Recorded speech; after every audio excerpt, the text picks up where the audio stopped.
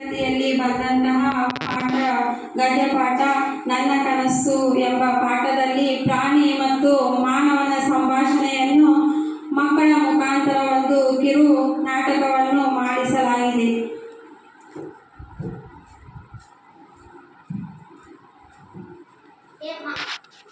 ಮಾನವ, ನಿನಗಿನ್ನೂ ಬುದ್ಧಿ ಬರಲಿಲ್ಲವೇ?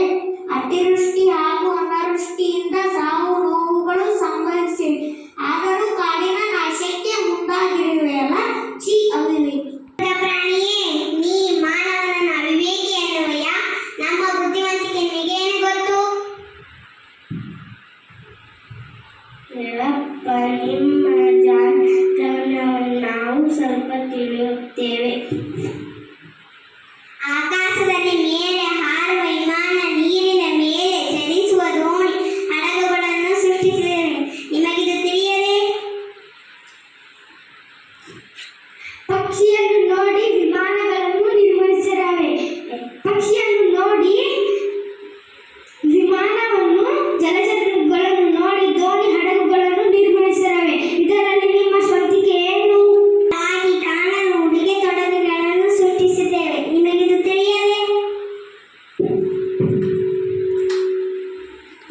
ಮೊದಲು ನಮ್ಮ ಚರ್ಮವನ್ನೇ ಧರಿಸುತ್ತಿದ್ದುದನ್ನು ನೆನಪಿಸಿಕೊ. ನಿಮ್ಮ ಬಟ್ಟೆಯಲ್ಲಿ ಏನು ವಿಶೇಷ? ಪ್ರಾಣಿ, ಪಕ್ಷಿ, ಕೀಟಗಳು ಮೈಬಣ್ಣಕ್ಕೆ ಮನಸೋತು ನಮ್ಮಂತೆ ಸುಂದರವಾಗಿ ಕಾಣಲು ಬಟ್ಟೆಗಳನ್ನು ಸಿದ್ಧಪಡಿಸಿರುವೆ. ಸಹಜ ಸೌಂದರ್ಯ ನಮ್ಮದು, ತಿಳಿಯಿತೆ? ಜಿಂಕೆಯ ಕಣ್ಣಿನಂತಹ ಕಣ್ಣು, ನವಿಲಿನ ನಡಿಗೆಯಂತಹ ನಡಿಗೆ, ಕೋಗಿಲೆಯ ಧ್ವನಿಯಂತಹ ಧ್ವನಿ ಇರಬೇಕು ಎಂದೇ ಸಾಯಲು. ನೀವು ಸುಂದರವೋ ಅಥವಾ ನಾವು ಸುಂದರವೋ? ಅಗತ್ಯ ವಸ್ತುಗಳನ್ನು ಉತ್ಪಾದಿಸುವ ಕಾರ್ಖಾನೆಗಳು ಹೊಗೆ ಮತ್ತು ಕಲ್ಮಶವನ್ನು ಹೊರಹಾಕುತ್ತವೆ. ಇದರಿಂದ ಗಾಳಿ, ಮಣ್ಣು, ನೀರು ಮಲಿನವಾಗುತ್ತವೆ. ಇದೇಕೆ ನಿನಗೆ ತಿಳಿಯುತ್ತಿಲ್ಲ?